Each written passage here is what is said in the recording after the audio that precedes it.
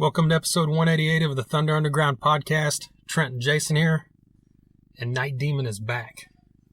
Aren't they? In the literal sense and the figurative sense. That's right. In all senses. Yeah. Actually, they never left, but No. they're technically back here on this podcast. That's right. And we're very happy about that. Yes, they are definite allies of the Thunder Underground. That is very true. And by the time you're listening to this, it's Jason's birthday. Oh. So happy birthday. Why, thank you. So everybody let him know in the comments, happy birthday. I'm a young, fresh 89 years old today. That's right. Or We got a good couple years left of this podcast. something like that. Yeah. At least, I mean, I've had to start wearing Depends. But I mean, I still have some quality of life. So another year or two, I think. Yeah. I think we're good. Hell yeah. We're sponsored by DEB Concerts, as we are with every episode. Very happy to be sponsored by these guys. They're a promoter out of Tulsa, Oklahoma. They bring a lot of great shows here to the Tulsa area. Most all the shows are at the Ideal Ballroom, and they're all hosted by Eddie Trunk. Coming up, they've got Sebastian Bach from Skid Row. He's coming back to Tulsa, and he's bringing along Monty Pittman. Monty Pittman, great guitarist. He has 2 new albums that just came out recently. One's metal, one's acoustic. Check those out. He's also got previous metal albums. If you're not familiar with him, he's been in Prong and Ministry, and he also plays for Madonna.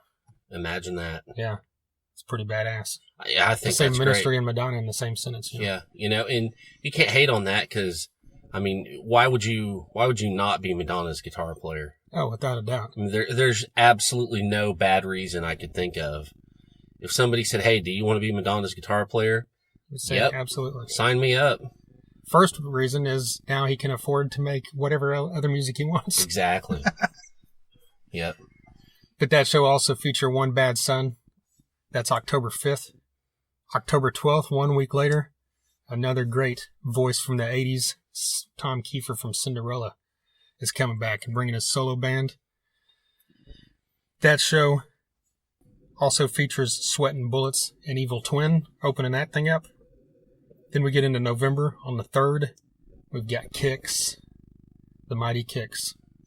We have to reiterate every time we mention Kix that if you've never seen them live, you're missing out. Oh, man. Whether you know it or not. Whether Yeah. you're even a fan of Kix or you know 1 or 2 songs, you're missing out. Yeah, exactly. Like, if you're like, I don't really know, shut up. You need to go, and you're going to love it. That's right. That's It's exactly, yeah. It's just fucking hard rock and roll at its finest. Exactly. That show also features Sweatin' Bullets, and then our friends Rocket Science are going to be back as well on that one. Then December 8th, we've got LA Guns returning. Always a great show. And what's even better is this time Junkyard is with them. Oh, man. I can't wait. Yeah, absolutely. Bucket list band for both me and you. Yeah. I'm sure many other people. So very excited to finally get to see Junkyard live. And then to top it off, our good friends in the band Grind will be opening that show up as well. That dude, like I've said before, I'm so glad to see that. Yeah. That's going to be great. I can't wait. Yeah, without a doubt. Grind's a great rock band out of the Tulsa area. Very glad to see them on that bill. And like we said, all these at the Ideal Ballroom in downtown Tulsa, and all these hosted by Eddie Trunk. So once again, thank you to DB Concerts for sponsoring this here podcast. Of course. Speaking of Grind, CJ and Dell will be playing acoustic at Thunder Underground Fest. Yep. That's coming up here in a little over a month and a half now. That's right. About 6-7 weeks. Yep. We've got October 19th and 20th at the Venue Shrine in Tulsa, Oklahoma. It's presented by the Shrine and our friends in Starstruck Entertainment. Starstruck is the ones who spearheaded this thing and put it all together, so we're very happy about that. Yeah, big thanks to them. And to top that off, we're going to be having Travis and Mark from Starstruck here before the show some point in the next few weeks to Right talk on. all about this festival and everything else they got going on. Cool. Mark manages Sign of Lies, who are also on the show, They're going to be there. and Travis plays the drums for the band Claim Your Enemy. They're going to be there. Jason's sitting next to me right here, and he plays guitar for the band Zen Hipster. They're going to be there. That's right. Sprout the Antihero, we played his new song just a couple weeks ago. He's going to be there. Tons of other bands that we love. If you love punk rock, we've got The Shame and the Normandies. If you love heavy stuff, we've got Archon. If you just love balls out fucking heavy metal. We've got Locust Grove. That's right. We've got Fist of Rage. There's a long list. Solidify from Fort Smith. Custom Black, a great stoner doom rock band out of the Kansas City area. Tons of other great bands here. We've got 18 acts over 2 days. Murder Mary, Severmind. Yeah. Oh my God. I hate doing these when we don't have the list. Yeah, I know. Where's the goddamn list? But I mean, it's just, it's vast and it's gonna be great. So we hope everyone can make it. Yeah, just get on Facebook and type in Thunder Underground Fest, and you'll find the event. Definitely. Get the information there. It's only $10 for both nights. That's $10 for 2 nights of rock and roll. That's right. 18 bands. It's as good a deal as you're ever going to find. Yeah. Yeah, you're like, I don't know. I don't want to pay $10. It's like, motherfucker, you fucking spend ungodly amounts every week on cigarettes and fucking Rockstar energy drinks. That's right. And fucking, and hey, I do it too. A pack of cigarettes and Rockstar energy drink is $10. Exactly. And I do it too, not cigarettes or Rockstar energy drinks. But Monster energy drinks. Monster energy drinks and beer. And beef jerky. Oh man, dude. I'm a sucker for the Monster Slim Jims. That's right. Original. Has to be original. I love the flavors like Tabasco. Nah, see, whatever. I can't. See, you're into all the hot stuff. I'm a wuss. I'm a spicy motherfucker. Yeah, no, that's not me. But, whenever you see me coming and, you see my certain parts jiggling independent of each other, it's because of beef jerky and beer, okay? That is it, sadly enough.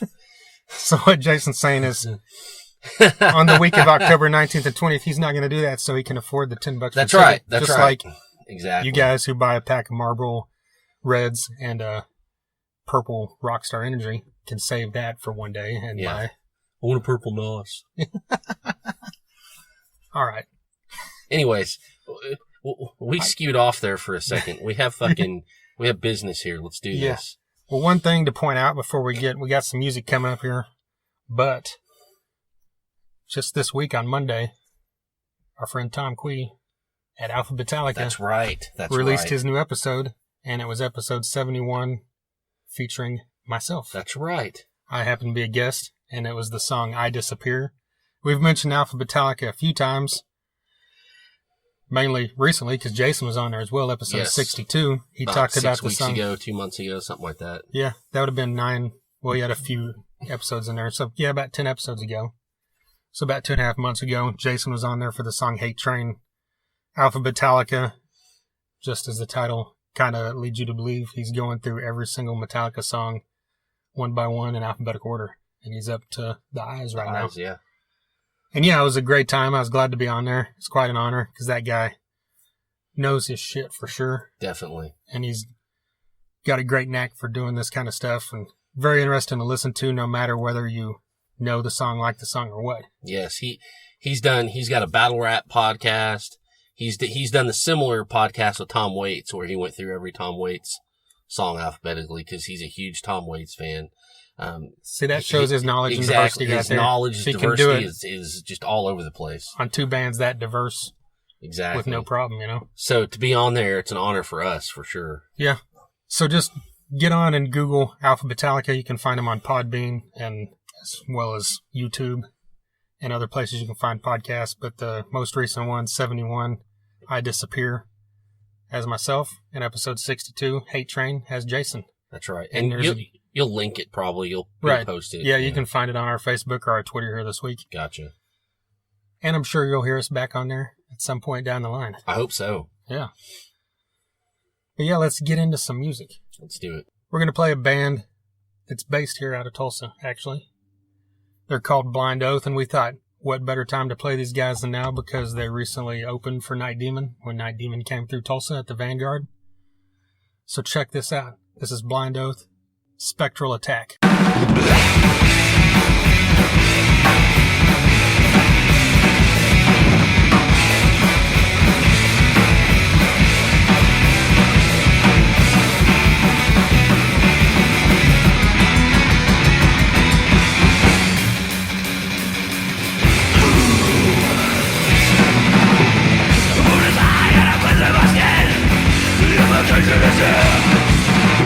Take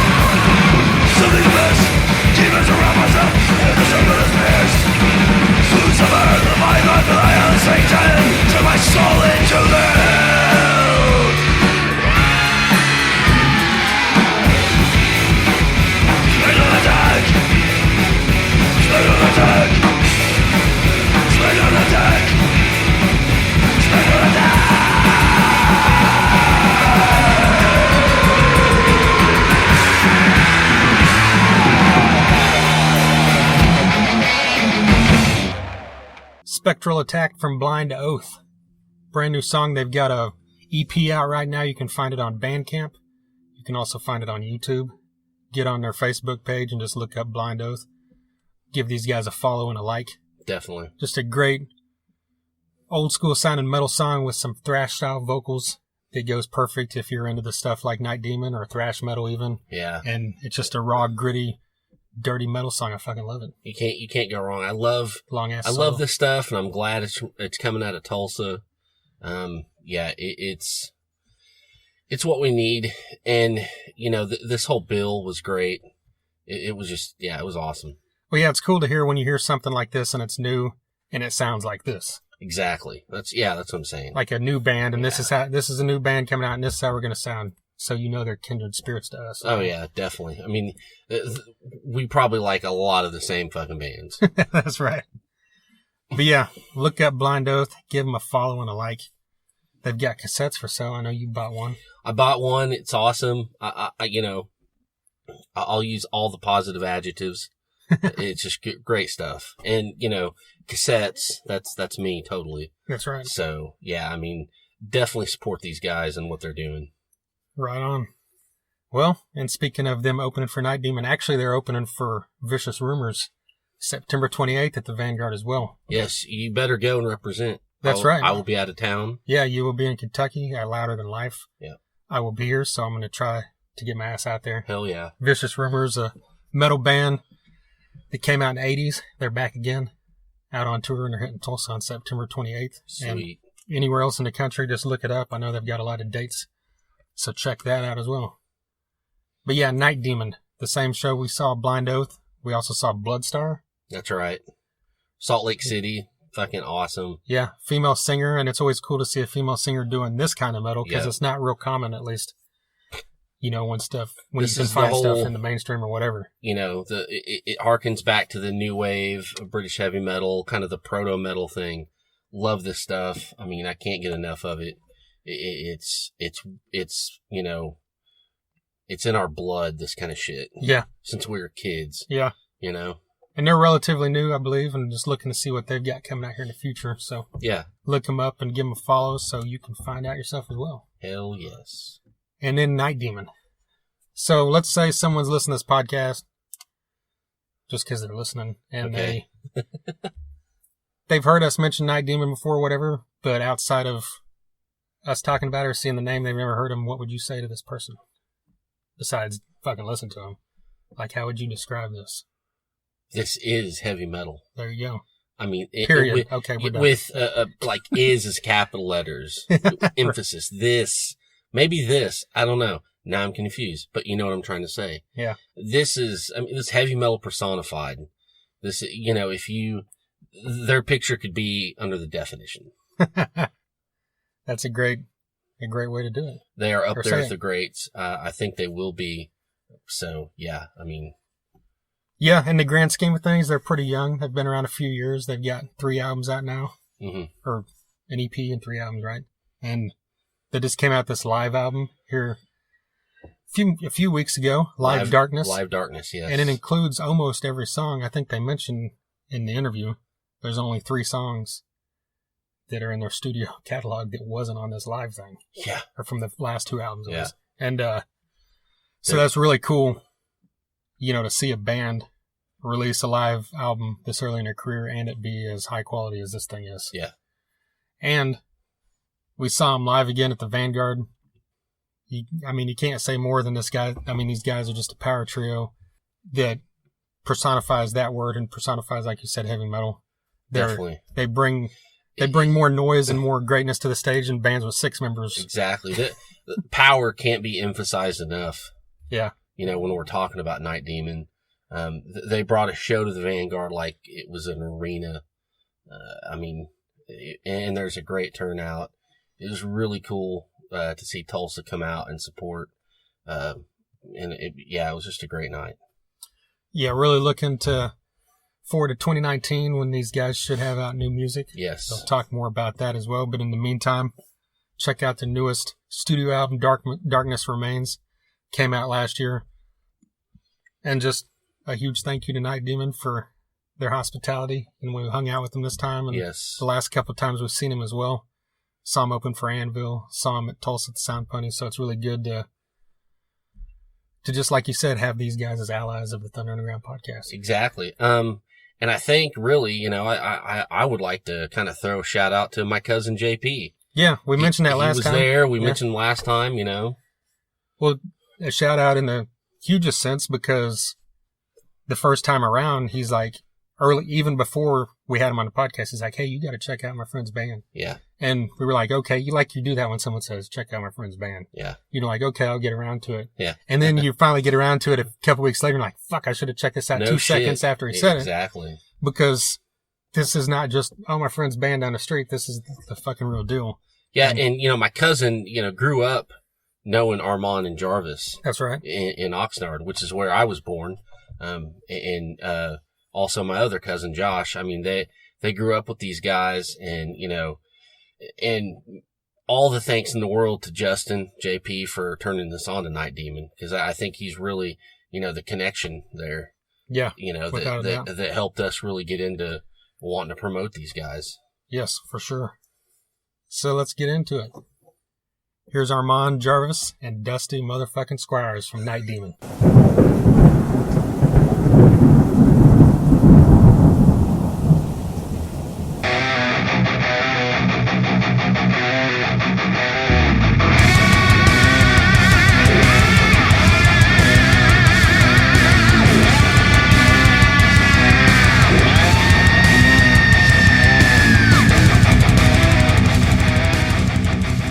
Probably the song Bad Boys from Inner Circle from Cops, you know? They did that, Inner Circle. Bad Boys, and what you gonna do? Just because I don't really like it. Second most famous reggae song, I guess, behind Bob Marley, One Love or something. Yeah, right. It probably there you is. go. Actually, it Yeah. probably has, I bet you it's top spot. Is one I bet you it is. Bob Marley? What is It has to be. Yeah. Or it's I like, can't think of it's other ones. top 3 would have to be that, Buffalo Soldier, and like No Woman, No Cry. Yeah, yeah. Maybe There you Redemption go. song gets honorable mention. Yeah. yeah. But it doesn't rock. So Yeah, true. yeah. Well, on the real news, the Live Darknesses came out a couple weeks ago. Yeah. Like, where'd the idea for that come from? I mean, whose idea was it? Let's You do know, it. it was actually a record company's idea in Europe. It was a record company's idea in Europe. I mean, I've always wanted to do it, but they're the ones who brought it up. Yeah, we thought maybe it was too early, you know, kind of like, oh, yeah, well, maybe, all right. A lot of every review you will read on it starts by saying like, wow, it's pretty ambitious. You know, the band puts out 2 studio albums and an EP, and they already have a live album. But I think it's good, you know, because like it captures this moment in time of the band, you know, and like most bands do their live albums, you know, after album 4 or 5, and then you always kind of search for the early live stuff, and there's no good quality recordings of it, you know, and you're like, oh man, that was the era, you know. So we feel we're at our best ever right now. So you know, only one way to go from here is down, you know, right? So let's capture this moment. Yeah. Plus, you know, it was cool. It buys us a little bit more time to make the next studio album, which is cool. But, I mean, that's not the reason why. That's just kind of one of the advantages. But, no, it's doing really well. All the reviews are good. I think we had one kind of negative review from Netherlands. But, I mean, out of like 200 reviews, I mean, it's been great. There's been some 10 out of 10, some 9s, some 9.5s, you know, which is really cool. I don't know what the sales are like in the States so far. I haven't gotten a report of that. But we didn't crack the charts, but in Germany we debuted at number 43, so that's pretty good, you know. Like right? It's like the main charts. Yeah, Everybody there's, charts, you know. Not like yeah. the rock chart. Guns N' Yeah. Roses, You know. Appetite for Destruction, I think was 42, and ABBA's Greatest Hits was 44. So yeah, so we got in there, you know. That's not a bad sandwich to be. Yeah, right? The one cool thing about it too is it takes, you know, all the songs in the catalog, which, you know, there's different members on each album basically, right? There's different drummer on the first, different guitar player on the new guy on that. So now it's like all those songs solidified in this lineup. You know what I mean? So it's kind of like we always think that people would go to that now, just like because we pretty much played the whole catalog. Yeah, and I didn't it's like go two- through and check. songs. It There's looked like three almost every three songs three that songs, three original songs that we didn't play. But there's the energy's there and the tempos are the way they need to be, and you know it sounds really good. So yeah, I mean it's good. It looks cool too. You know, there's like over 500 photos in there. And it's you know Fun behind the scenes. pretty cool packaging. You know, so on the sleeves and everything. Us goofing off and whatever. You know, fans are like stoked because like put them, you know, pick some fans in there and thank you so much for putting me in there and this and that. Hey man, you look funny enough or cool enough to be in there, so let's why not? yeah. Was it all recorded in? We did it in Cleveland, one Yeah. show, yeah. Okay. So the set list is in the order that it was performed. So yeah, it was really cool. We went for it. Most bands record their whole tours and kind of pick the best of, but we didn't really have that luxury, and we knew we were going to have a good show there, so it all worked out. We prepared for it. You know. You didn't have to do any songs twice or any of that shit. We did once. Okay. Yeah. Technical Screams in the night. Screams in the night. Yeah. I We had did a it. guitar. Yeah. malfunction. Had it cut out. We just stopped and played it again. And you know, I actually completely forgot about that until somebody brought it up the other day. That was actually at the show. So, yeah. The funny part is that we stopped it at that point, and then we picked it up from that same point, Yeah. and then we cut it together, Yeah. and they matched up. Yeah. The guys at the machine, The energy in tempos, the first one it was was good. like easily to just slice those two Yeah. together. And, like, So that's like it's the extent cohesive, of like you know? the extra production qualities of it, you know. Gotcha. Like I was telling you earlier, like Cleveland, you know, is one of our hot spots, and we're like, it's a perfect place to do it. Plus, it was a benefit show they do there once a year for the radio station. This guy Bill Peters puts on like a food drive, because food drive, and they always have big local bands play, and it's just a big event. So like, let's do it there. It'd be perfect, you know. So people flew out from Europe and stuff. People came from all over the place. Yeah, so it was definitely a special place and night to do that. So, what are you guys' opinions just of live albums in general? Like, is there any ones that are your favorites? Or Yeah, I mean, I'm a fan. I love I'm them. a They've fan. always Always been go my, to live they've always albums. been my Yeah. favorite. As a Yeah. musician, they've always been. Yeah. Thin Lizzy, Live and Dangerous, Yep, Kiss number one. Alive, Live After Death from Iron Maiden, Unleash in the East, Judas Priest, Yeah. Fear, Live the record. I love that one. That was recorded at like a like a radio broadcast. A lot of good live albums out there, Yeah. man. But yeah, I've always been a huge fan. I've always gone to those first, you know. So yeah, I'm personally most proud of this than anything we've done. You know? Nice. So I'm happy that it's done, that it's done and it's out there, and you know it sounds good and stuff. And so I'm pretty satisfied with it. Cool. This is where you're supposed to say that you don't like live albums. Yeah. Thanks, that's asshole. okay. I've just never Bring it been in. like, you know, it's like it's got to be super fucking like, I don't know. It's just sometimes they don't sound. I thought the Pantera. Okay, one sounds now good. listen. I mean, know don't that 101 Proof, that wasn't. Yeah. You know, that was, again, those were board tapes from like a whole tour of shows, Yeah. and like that one is not. The shame about that band is they never did an official live album, or even though it's called official 101 Proof, Yeah. or like a concert video or anything. You know, they Yeah. had their home videos, which were cool, but Yeah. they never did that. They never did have like a. did Yeah, it. you're right. They Yeah. never Yeah. did it, and that came out because they were taking forever to make their fifth album, Yeah. and the record company needed something to put out, and you know, I mean, that's how it was. There was one that recently came out, an old school show from the Dynamo Fest in Eindhoven, and that's still, it's cool, man. It's pretty rough, but yeah. Pretty rough, But man. they never did that, and I was so bummed about that, because if you look at when that band ended, that band basically ended when the era of YouTube and cell phones started. So yeah, like, you're so right. so there's going to be none of that, you know. And again, that's another reason why we wanted to do this. You Yeah, know? definitely, So yeah. we have it already, and Yeah. if we don't do it again, fine. You know, I have this thought in my head of doing like a real concert movie and like a tour movie kind of thing on our fourth record, you know, but we'll see what happens with that. You know, at least we have this now, you know, and we consciously decided not to film the show. I mean, we did film the show just in case for backups, you know, so we have a lot of different angles, but we didn't want to do like I think that the concert movie and like at least like just the live show, like if we were to put a DVD in it, it just doesn't hold as much value as it once did because of YouTube and the internet and stuff like that. You know?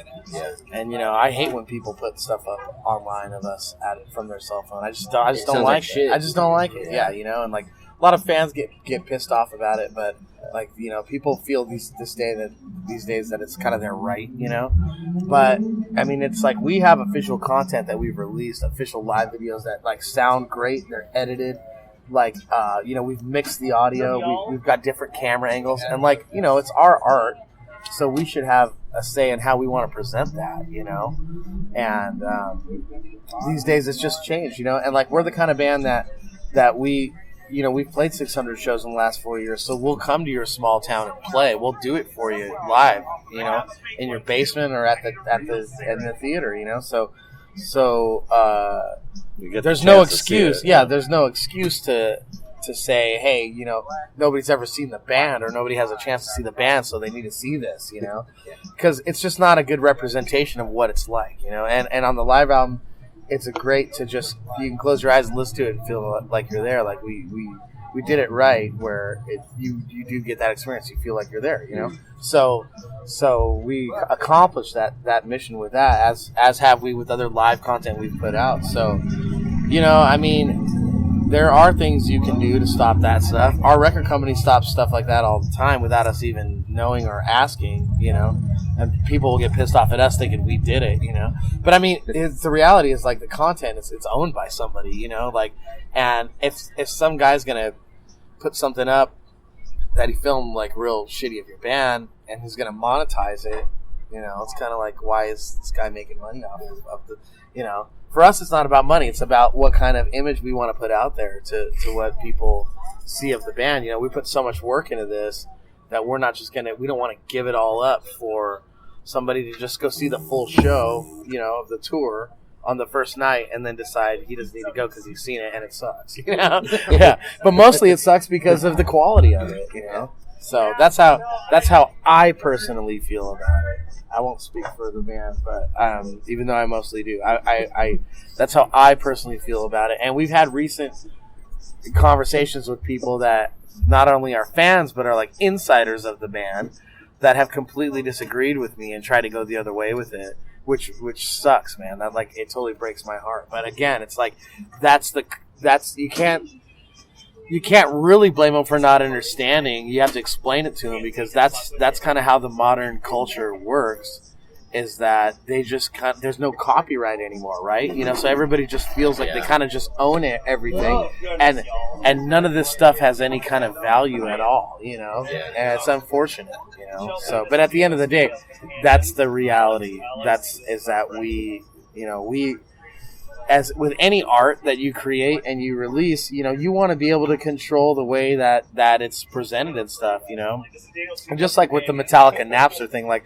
I totally understand it more now than anything. Like, those guys were crucified for that, but they saw the writing on the wall when nobody else did, and nobody else wanted to stand up for it. And now all artists are going, shit, we should have done something about it. The record company should have done something about it. I don't think they should have shut them down. I think they should have probably just joined them and joined forces. Figure out how to make it work exactly, for everybody. Exactly. Instead of just immediately exactly. fight it.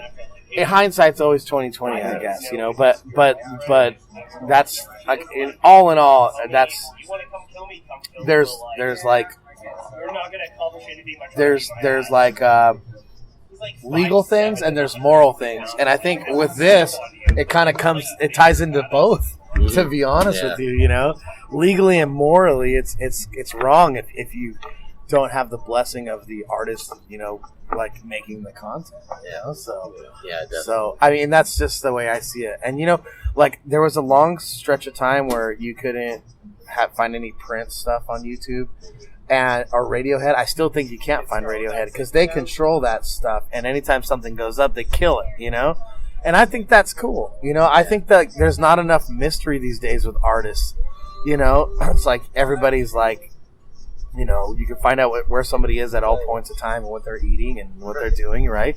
But it's like, make the bootleg market worth something, I guess, if you're going to bootleg it, you know, like make a DVD, make it high quality, like bring your good camera, you know, like to just throw it I up used to buy there. that shit. I love Yeah, going to the I store used to and buy, finding, dude, oh man, I spent this is from $50 this on year. like bootleg DVDs And then you get it home, it's you like, know? fuck, this sucks. But it's still kind of cool, you know. It's like, oh, look, it's kind of grainy, but Right. whoa, you know. Right.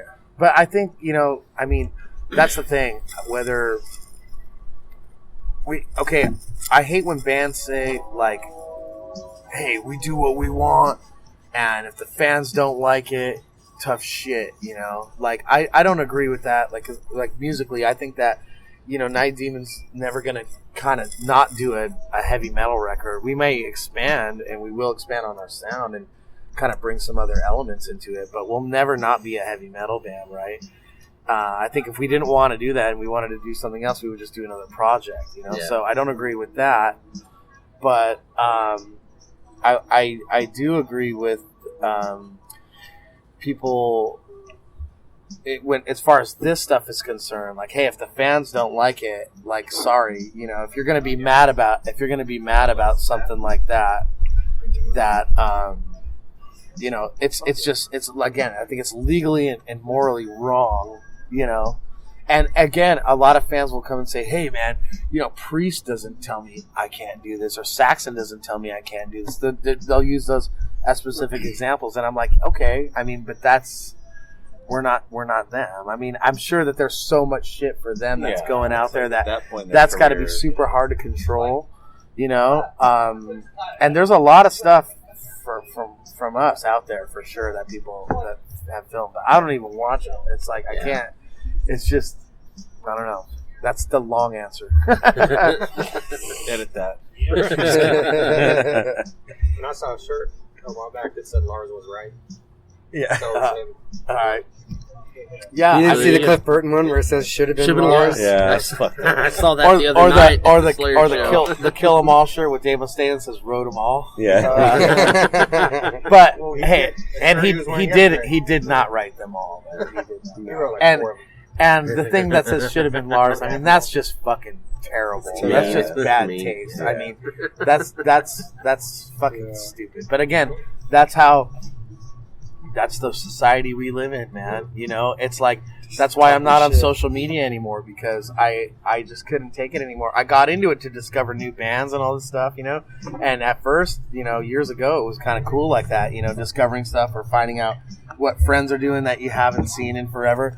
But now it's just like, it's a platform for everybody to talk shit on everything. And it's like, all of a sudden, these people are experts. You know what I'm saying? I mean, they're just experts. There's music journalists that have like gone to school for journalism that actually write pieces on bands that are music fans for 20 years before they even get to write for a legit publication, you know? And they try and be objective, you know, but then, you know, your buddy writes, hey, this band sucks, or he's there with his cell phone going, listen, look how shitty this is, you know? And you know, I mean, but then he's got a network of thousands of friends, right? And it's, you know, you want to, they're all exposed to his opinion, right? And so they, you know, you want to be friends with your friends, right? You want to say, oh, hey, man, my friend has good taste. So he's probably right about that. You know, you can't really make up your own mind at that point, and that's what sucks, you know. And that's why a lot of, like, you just can't win, man, with things like that, and that's why you can't.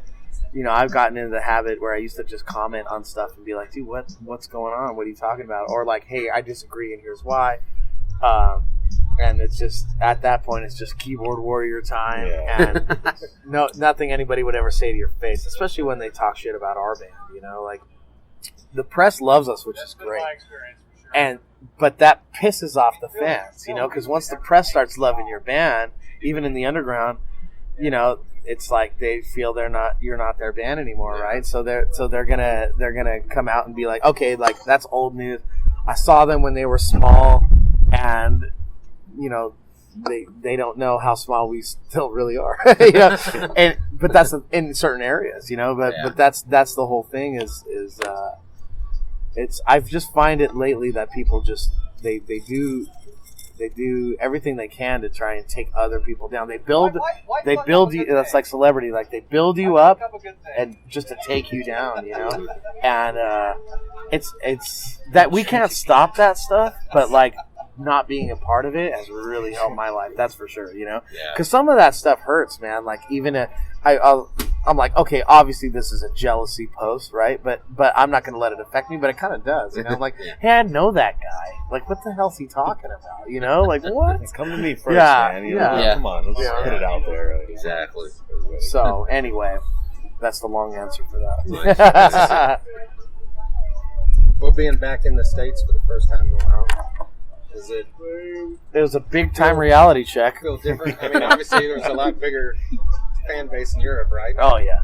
Yeah, This just tour been festivals and all that stuff. Shows have been good on this tour, though. I mean, Yeah, they've been for good, what they you are, know? You know? It's And just more. I think it's more of like the hospitality versus Europe and Yeah. stuff. Like where you get to a venue and it's like, can Just I the just get some distances. water, man? Like Distances we're driving Oh. to, you know, it's Yeah, big. but But country. the other good thing is the convenience of being in America, which That's- you yeah. don't have in Europe. Yeah. You know, if I want a milkshake at 3 a.m, I can get it. Yeah, seriously. Yeah, and that does happen. You know, you want to Seriously. do laundry on any given day, you can do it. You know, Yeah. like hey, you can dry your clothes and dry it. yeah. Over there, man, they just are not into it. You do laundry, man, unless you go to a laundromat or something. But even that, it's like a whole day, and you're in there for hours. Right. You have a day off. We stay at people's houses, and it's like, oh fuck, we gotta hang our shit, and it's humid. So Yeah, it's shit another- doesn't dry for like 24 hours. You know, That's another thing, though, too. Here, it's like we stay at people's houses here, and like, you know, in Europe, it's like hotels are part of the deal. Like at every show, Yeah. like given, you know, like we have a standard there, and we get it, and it's no problem, you know. So, but it's great to tour in America again, you know, and all the great fans are coming to the shows, you know. I mean, that's really what's kind People of that have been with us for years. yeah, you know, and There's I been a think couple that's kinda- surprises, too, in a couple spots. yeah, Oh, I okay, think this- that's kind of where we're at as a band mentally right now. Is that, you know, we've been doing it so much in I guess such a short amount of time. You know, it feels like a decade, but it hasn't been. And you see some bands that break after like 12 years, and we're like, God damn, dude, we're like halfway Imagine there. 12 years. Yeah, we're like halfway there, you know. But you see what they've been able to accomplish after that, and I think right now we're at the point of, since we've gotten so many favorable reviews in the press, and like we really have just this diehard legion of fans that they're just keeping us alive. Is that our dedication now is not to get big or to get famous or anything like that. I think our goals mainly now are to like just serve the existing fans, like keep feeding these people the whatever greatness we've already given them that we didn't even know about. You know, just keep that going for them. If we can keep them satisfied, then we've won. You know, so that's the mentality that we've kind of taken, and it's been healthy for us mentally to do that. Yeah. So Europe's great, and like, you know, both of you guys mentioned a new album next year. I mean, is America something you want to concentrate more on? Or? Yeah, I think so too. Yeah, I think we're going to concentrate on it with a different strategy. Yeah. You know, we've always kind of been the band that like, hey, if you have a place with electrical outlets, we'll play. You know what I'm saying? Yeah. Like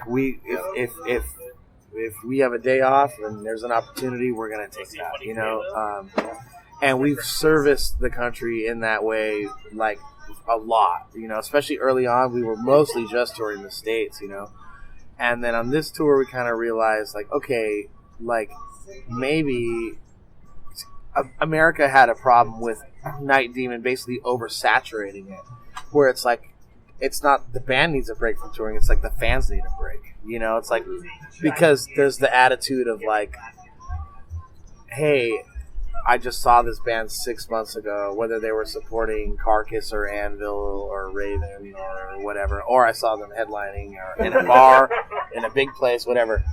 It's kind of like, well, okay, I can see them again because they play so much, right? And then it's like, then we disappear for a while. We're doing stuff in all these other countries, and then they're like, hey, where's the band kind of thing, you know? So I think that by now we know the areas in the country that are really, really loyal to us, you know? So I think when we do our next record, we plan on doing some exclusive shows in the U.S. as an album release and see how that goes. You know, some major markets, but even places like Tulsa or places like Cleveland, like where like people really love and appreciate the band. Like we want to bring them something special because the thing is, like this town, for example, is stuck by us, and all we've ever done is play at a bar on a weeknight. You know, because it's like, okay, it's Tulsa, like you got to save those weekends for Chicago and all that and these things, you know. So we want to kind of reverse that and just go, hey, you know, we're going to come to Tulsa and just play this one gig on a Saturday night. We'll play the whole new record before it comes out, and we'll do something special. And, you know, we're not, and we won't be on tour. You know, we're not going to go to North Texas, or we're not going to go to Nebraska or Des Moines, or we're not going to go to New Orleans or whatever. You know, we're not going to go to OKC. Like, we're going to do it here, and we're going to give people enough in advance where it's an important event, you know, where it's like, hey, I'll travel to go see that on a weekend, you know, and be a part of something cool. So it's more quality over quantity at that point for us. We felt like we've definitely, like I said, we've definitely serviced those, like every backwoods town imaginable, you know, more than once, you know. And so now it's like, there's always going to be the one, every time you do a tour announcement on social media, there's always going to be the one guy like, what, no Daytona? You know, like, but it's like, yeah, because it's just you, man. Like, you know, but if we do something, if you're that hardcore about the band, you will travel. And we've seen them travel. We've seen people come from Europe to the States for this tour, you know? So, like, I think that's kind of the way it's going, you know. And we've seen a lot of bigger bands kind of do that too. Mm-hmm. We're not trying to kill the touring industry, which I think at first I was kind of against that. Like, hey, I wish these other bands would kind of just tour the States for real. But now I understand why they do it, because they're like, look, let's concentrate our efforts on where it counts and make it more exclusive and give people the opportunity to be there, even if they have to travel, instead of like, you know, some of the bigger bands, they don't want to do New York on a Friday night and do like 1,500 people, and then have to do, you know, like Sioux Falls, you know, Idaho on like a Monday night at a club that's way below them, you know. And it's just, I get that part of it. Some bands don't need to do that. I feel that we don't need to do that anymore. Like, I feel that we've done it in the lower ranks for so long that we've made our impression, and going back to headline these other places where we're not very popular isn't going to do anything for us or the existing fans, because the existing fans, they like the hardcore fans that are going to go, right? They want to see the band grow, and I'll tell you right now, they are always the ones that are bummed out that there's not more people in their city. It's never us. Like, we're always putting on, like, when we have those situations, we put on crazier shows than ever. I think those are our best shows. We play harder than in front of 10 people than 1,000, you know, because we're really just trying to prove it to them, and then they feel that way, you know. And so we want to be like, okay, you know, I think if we go out on some more support tours with some bigger bands, we'll go wherever the hell that tour is going, you know? And maybe that will help build up the following in those towns, right? But as far as a headlining band, we would like to concentrate more on the areas that we know are good for us, and we know that matter the most to the fans within that regional area. And I think it on both ends will be getting more quality and something a little bit more special. Yeah. So that's a long answer to that. Wake up. Sorry, Dustin. Ask Dustin a question. No, I'm good. I'm listening, meditating the answer. Well, with all the touring in Europe, I mean, what were some of the highlights as far as shows or just experiences outside of the shows themselves? Anything special? No. It's crazy. It's the most cliche question, but the most interesting question. It's like, if I was interviewing a band, I would ask that. That would be my first question, you know? Like, tell me about the shit I read about. Tell me some rock star stories. Tell me about some like crazy show you played. But for us, like I said, we've done so much of it. Like we can't even see the end of the tunnel. Like it's like every day is this. Every fucking day. Like we enjoy don't hanging out with like friends and we don't have a place to live. We don't own beds. You know, it's like it's just every day is moving on. You know, But there's always something that and there's sticks something out. great about every single day, man. Even hanging here with you guys. Yeah. You know, having some Mai Tais. You know, like this is great. But sometimes we're playing the big festival, but we're there on the days where we can go and see Judas Priest and dancing, Yeah, and we yeah. go as fans. Yeah, I And think but we have the that's right. credentials where we can go backstage and maybe Right. Yeah. meet somebody or hang out with everybody. And, Got a beer with Glenn you know, Tipton, man. It was just yeah, me and it's him. like fuck Gee, playing. man. And That's all. Vakken like a few weeks ago. It was Yeah. great. We just kind of ended up in the same spot, dude, and nobody was around. And it was just like it was awesome, you know. Yeah. But you know, I mean, we party. Then we partied with our record label for the 30th anniversary. Yeah. Yeah. I mean, we party hard, but You know, we don't. which is We're fun. not like. We don't party hard every day. Like it's pretty cool, man. Like we party hard enough to when the sun comes up and you're like hating your life and wanting to change, and then you change for like a couple of days, you know. But you change for a couple of days. Most people don't change, dude. They'll just it's a vicious cycle, and then that's when you just really burn out, you know, and you become. Product of your environment, you know. I mean, I've tried to go sober many times, and I just in this industry, it's impossible. It's not. I mean, for us at the level we're at, I mean, for me, it's not. So moderation has taken over, and it's been fucking awesome. You know? Yeah, for sure. So, but. There's a lot to be said for that, I think, you know. Yeah, no, absolutely. You know, longevity in some way, you know. But, like, you got to let loose sometimes, man, because you just go fucking crazy, you know. I mean, we've had a good friend of ours die yesterday, and, like, we were supposed to see him the night before, and, like, last thing I said to him, he was trying to get, like, an opening band for us. I said, like, don't kill yourself over it. Last thing I said, he had a brain aneurysm and died, like, a really good friend of ours. Jeez. But here we are on the road, and it's like there's not even like time to grieve or properly, or you have no moments to yourself. So we're just kind of here together, being like, okay, you know, like is this real? Has this hit us yet? You know, and then we our shit still has to roll on somehow. It's just another and- lesson in like not taking this for granted. Yeah. Because any day it could just be over. Right. So it's like, yeah, it seems like every time any of us feel like we're about to quit, well, we're never going to quit, but I'm just saying, like, anytime any of us feel like we're about to say something along the lines of, like, dude, what are we doing, or is this worth it? Like, it's like you play, I call it show amnesia, dude.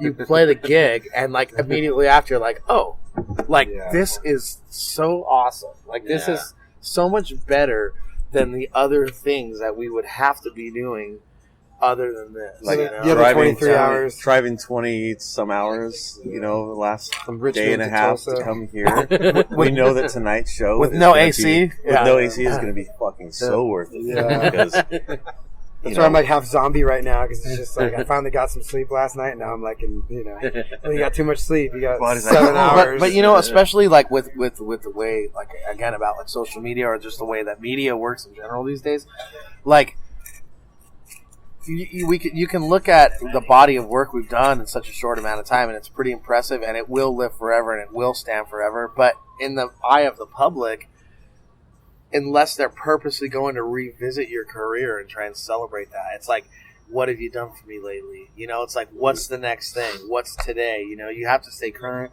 and you got to keep moving along. You got to keep going and going and going and going and going. And one day, for yourself, you'll see, hey, here's something I'm pretty proud of. Like, here's all of these things put together, you know? So every day is just like a little step forward in that, you know? So that's kind of how we stay sane with it, you know?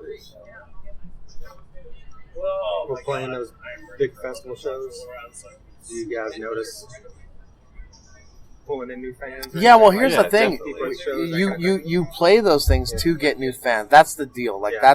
that's kind of why you want to get on those, because you're playing with your heroes, and you're being exposed to tons of people, right? But what we've noticed lately, it started earlier this year when we started touring with Accept in Europe, and we've been playing the bigger festivals in Europe, it's like, man, how many existing fans are showing up? Yeah. Because that's the thing, you know, like they always say, like, oh, you know, like it's and it's a total American thing too, but it does cross over to Europe, where like you don't wear the shirt of the band you're going to see because you don't want to, you know, it's whatever. That's like low self-esteem move, right? But that's like kind of what's been taught, right? And over there, they kind of have the same thing, actually. But when you see the sea of T-shirts in the audience, I mean, shit, that's like spanned your whole career, man. You know, we've had over like, 60 designs or whatever.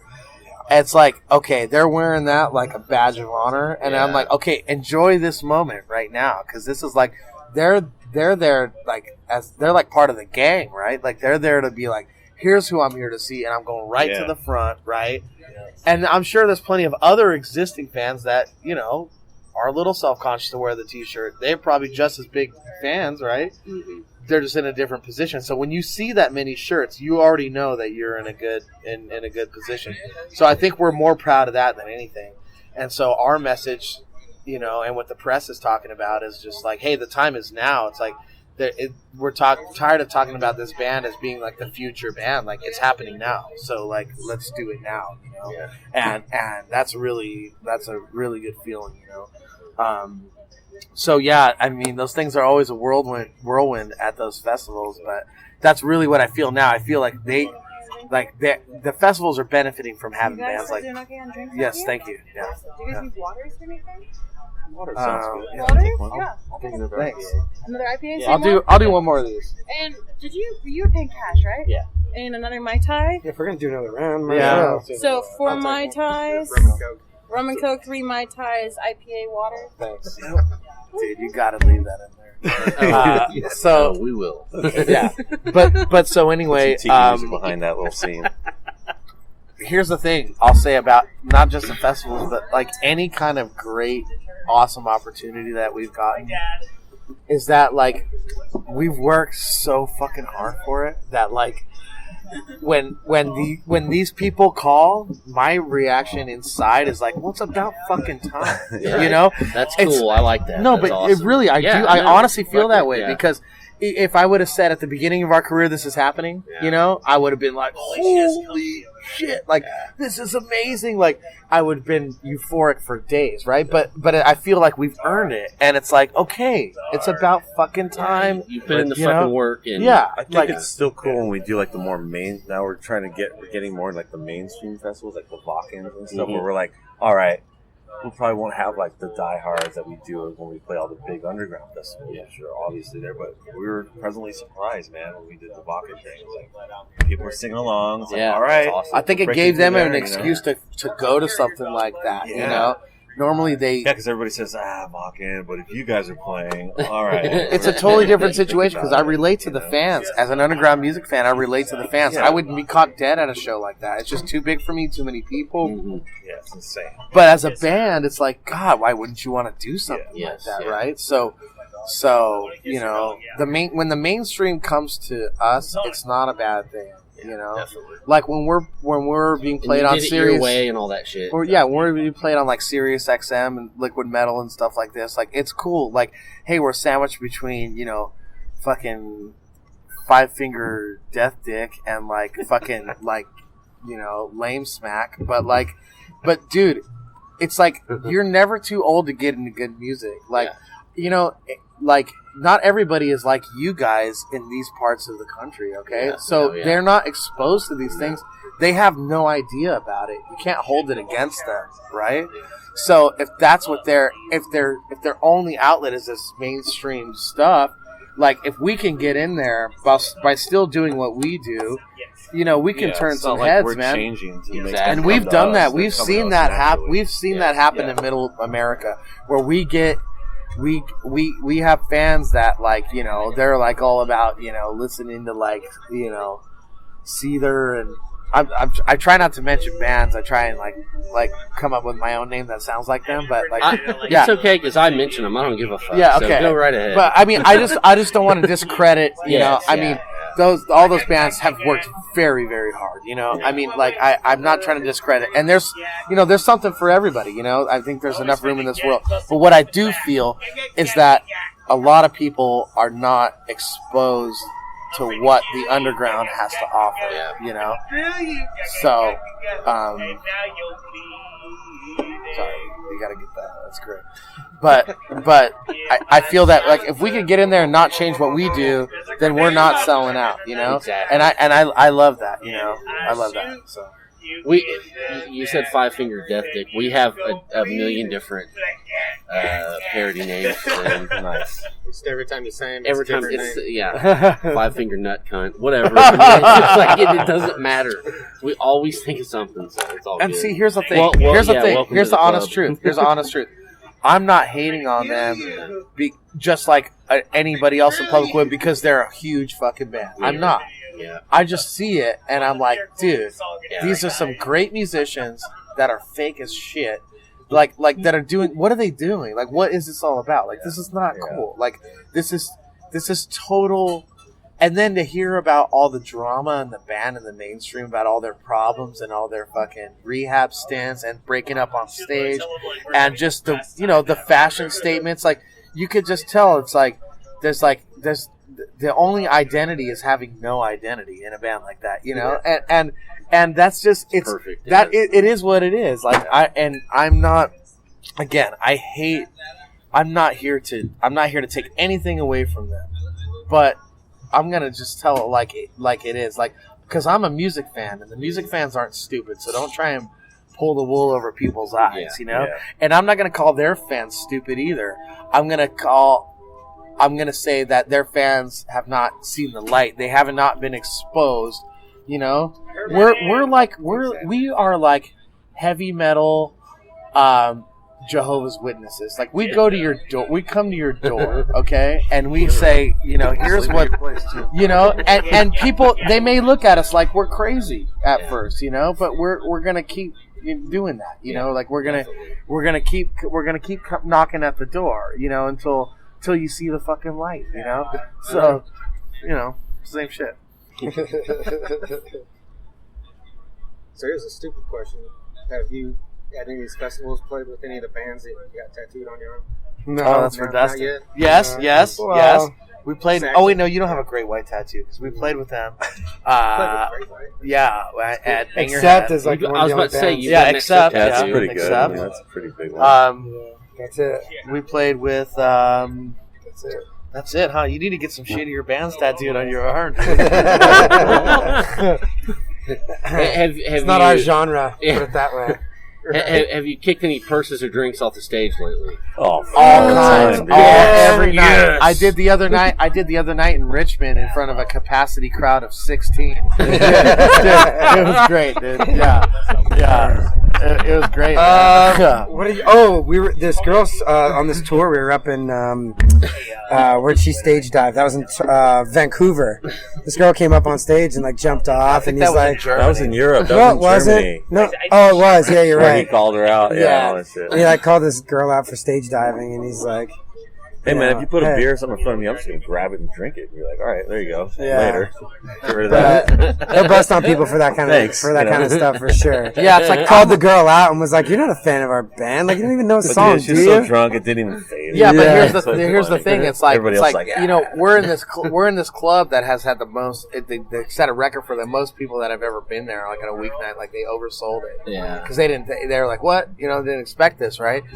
And so I don't even have to sing the words. The audience is so loud, knowing all the words, Yeah. right? And then this girl comes up to stage dive and kind of, I guess, successfully does it. She made it off the stage, but like it was just, you know, at that point I felt like okay, wait a minute, like we're like running around up here, like there's a stage production going on, like we're doing work.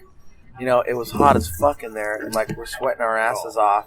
And I didn't even see it happen until she actually kind of made the move, and I almost ran into her and like could have hurt her or myself, right?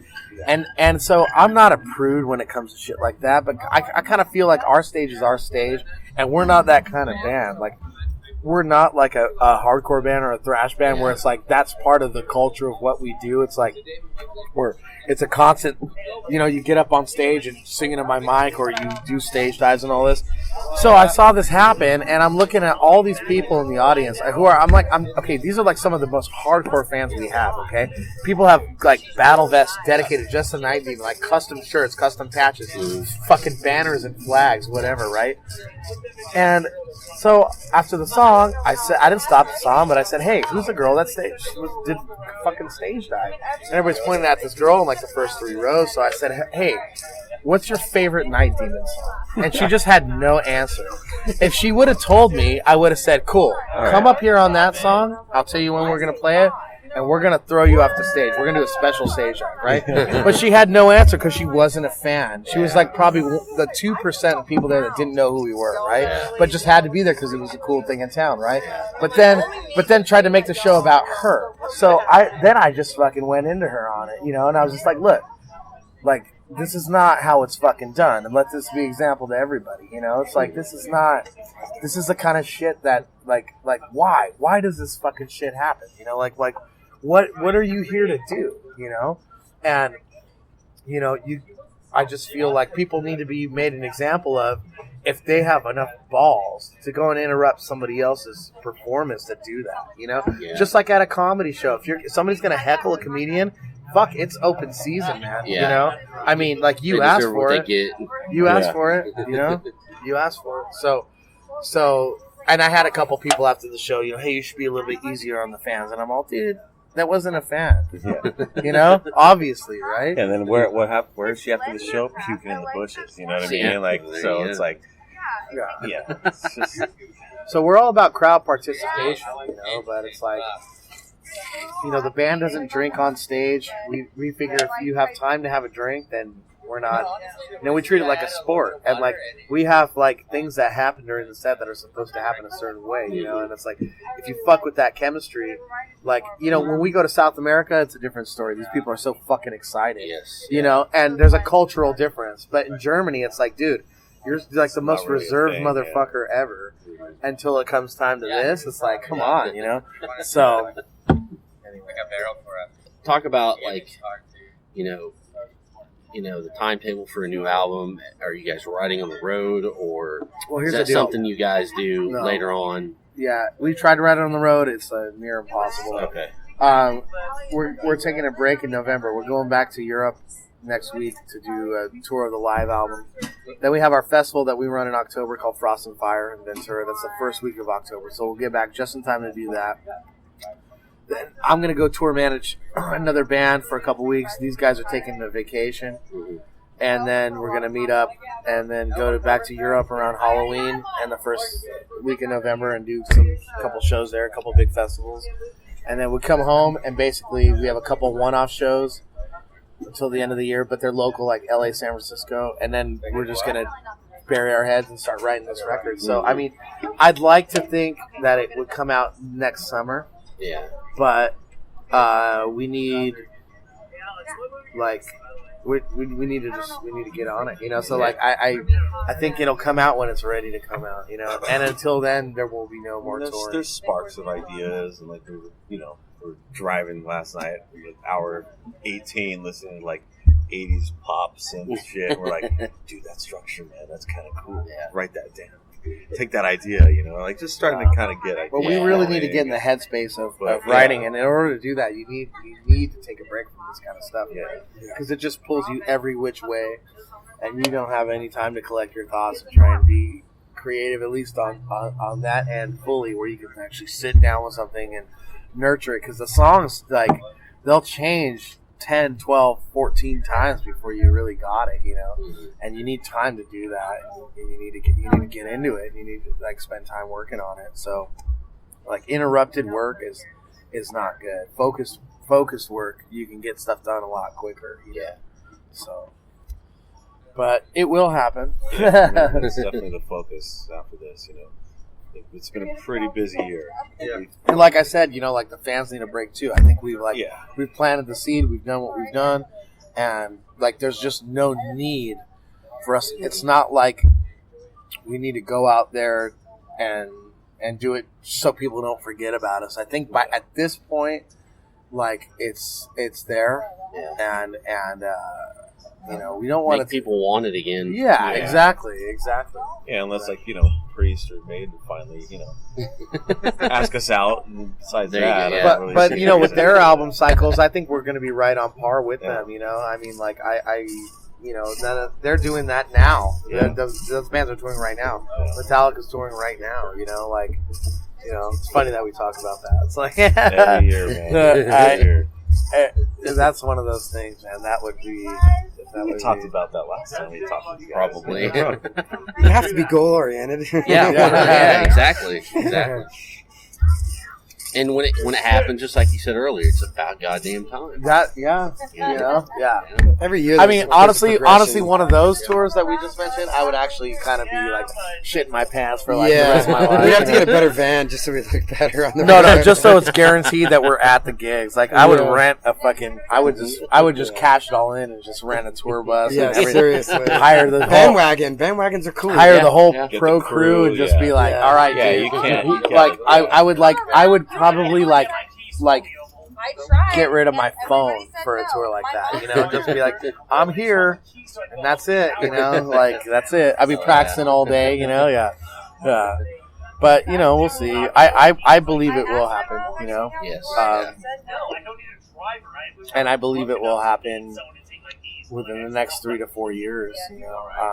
I think that's like a good amount of time. I think that's going to be the transition period to when these bands may start to slow down a bit. Yeah. So Yeah, true. I mean, The we've drunk talked guy yelling in we've the talked about how long. Yeah. We've talked about how long we plan on going and stuff. And we've committed to do another 2 records and full tour cycles, and then kind of see what happens after that because we're out of our deal. Yeah. But most fans want to hear the classics anyway, so yeah. Gotta make another classic album. Do it. Yeah, we'll see. Right on, Cool. guys. Well, Appreciate this. Taking the time. Thank you. Thanks. Thank you guys. Yeah. always Yeah, good. it's always Cheers. a pleasure talking Tulsa to you guys. Rock City, dude. Cheers. Tulsa Rock Yeah. City. We Cheers. love it. We're stoked to be here. Like, we want to create the new Yeah. Tulsa sound. yeah. Just things like that, We've actually been looking into real estate out here and Mhm. stuff. Oh, too, yeah. So maybe build a little studio out here or something. Hey man, the church studio, they're renovating that place, Yeah. right? I heard about that. I think so, yeah. Do something in there, that'd be cool. Leon Russell's Yeah. spot, dude. Oh, right? Yeah. Okay. All right, turn the reggae back on. Yes, crank it up. There you go. All 3 members of Night Demon. Huge thank you to Jarvis, Armand, and Dusty for taking the time out before their show to sit down and talk to us that recording was a little under an hour, and just us hanging out was well over an hour, so we appreciate it. Yeah, I mean, Got to see their sound check as well. That was really cool. yeah, they did a badass cover of Stranglehold. That's right. And then we didn't mention at the show they did Entranced by Scorpions. That's right. And it that's made you right. respect the Scorpions finally.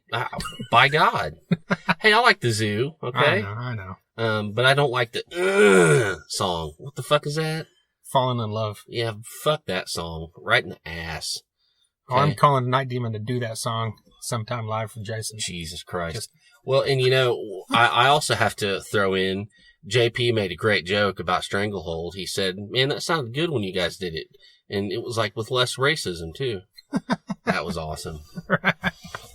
But, go pick up Live Darkness. And like we talk about in this episode, yes, Trent had to put me on blast. I'm not a fan of live albums. I don't think it was on blast because it's always good to have differing True. opinions, And I'm not. And I'm not saying this because they're on our show or, we've built a good rapport with these guys, but this is a great sounding live record, which I think is few and far between. It's clear. It's not, I don't know. It just, a lot of them just seem far away to me, and this one doesn't. They seem flat where almost like the crowd noise is just like there. Yes. Where this one sounds like one of those albums where you hear the crowd noise where it sounds legit. No like doubt. It's in and No out doubt. Yeah. during the songs and stuff like that. Yeah. I mean, I think one of my favorite records, even though I don't like live records, is The Life of Agony live at the Lowlands. That's right. And I like that because it's different versions and it's clean, and it's so clear. And I don't get that from a lot of live records. So it was cool to have that discussion, and this is a great live record. No bullshit, no ass kissing. So, and the cover's fucking badass. I love it. Yeah. Yeah, great picture. They've, like we said, also, Darkness Remains is the most recent studio album. That's great as well. Oh, dude, it's a masterpiece. So just do yourself a favor and dig into some Night Demon if you haven't. We did that episode at the Saturn Room in Tulsa. Yep. Which is why we referenced reggae at the beginning, because it's like a tiki bar and they were playing reggae. Hell yeah. So. And that's the second time we've done a podcast there. That's right.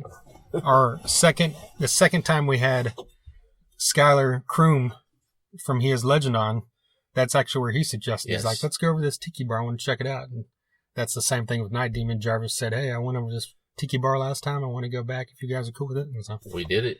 It's a cool place, so I'm very glad to patronize that place. If you're in Tulsa, check it out if you haven't. Of course. The Saturn Room. There's a plug, and they don't even sponsor us. Look at that. Maybe one day they will. I hope so. Free rum and cokes for the Thunder Underground podcast. Fucking A, Randy. Well, we thank you for listening. If this is your first time, you're a Night Demon fan, you came and found this, look back through. We had them on, like we said, about a year and a half ago now. Mm-hmm. Yeah. We're talking about Darkness Remains before it came, and of course, the stuff that came previous to that. And then they toured with Anvil. We had Lips from Anvil on. That was quite an interesting episode. Very interesting. More in that vein, we had on Biff Byford from Saxon here earlier this year. That was fantastic. We've had on Dave Elfson from Megadeth, Chris Broderick, formerly of Megadeth as well. And we've had on Kirk Winstein from Crowbar twice. That's right. And Night Demon toured with Crowbar. That is correct. They've also toured with Accept. We have not had anyone from Accept on. But that would be awesome. That would be. Super fucking awesome. One day. Hopefully. But some other bands, if you're into the 80s hard rock glam scene, Warrant, Europe, Frank Hannon from Tesla falls into that category sometimes, but even metalheads love Tesla, so check that one out. That's right. Had on guys from Firehouse and Trickster, and we got the heavier stuff like Seven Dust and Battlecross. Shooter Jennings has been on here. Fuck yeah. I mean, we'll go country. We don't care. That's right. We do what we want. Yeah. Dwight Yoakam's coming here in a couple weeks. Going to try to get him on here. Oh my God, that would be insane. That's right. I don't even know. I don't even know what I'd ask. I'd just sit there in awe of a fucking legend. That's true. Ask him what he thinks about Sarah Shook's Dwight Yoakam song. No shit. That would be and that's a great fucking record. That is. Years by Sarah Shook and the Disarmers. If you like roots, Americana, country, whatever the fuck you want to call it. Yeah. Go check that album out. It is fucking awesome. Yeah. Glad we discovered that here recently. Yes, definitely. But coming up, we just saw Alice in Chains live here in Tulsa. We'll be talking about that more next week when we've got more time. We've also got a great interview with two of the guys from Wither coming up. We've got more stuff to talk about as well with some recent concerts we saw besides Alice in Chains. That's right. And of course, I'm sure something crazy between here and now and then will pop up that we need to talk about as well. Oh yeah, we're always working on stuff. You never know about us. That's right. But once again, thank you, huge thank you to all three members of Night Demon. Like Jason said earlier, thank you to JP for turning us on to Night Demon a couple years ago. Yes. And thank you to DB Concerts for sponsoring this podcast. Till next time. Cheers, guys. Cheers, yeah. Yeah, thanks for doing this. Good to see you guys again. Yeah. Cheers. Yes. Thank you guys for doing it. Yeah, definitely. I was just inviting you all out to the show. Thunder Underground, y'all.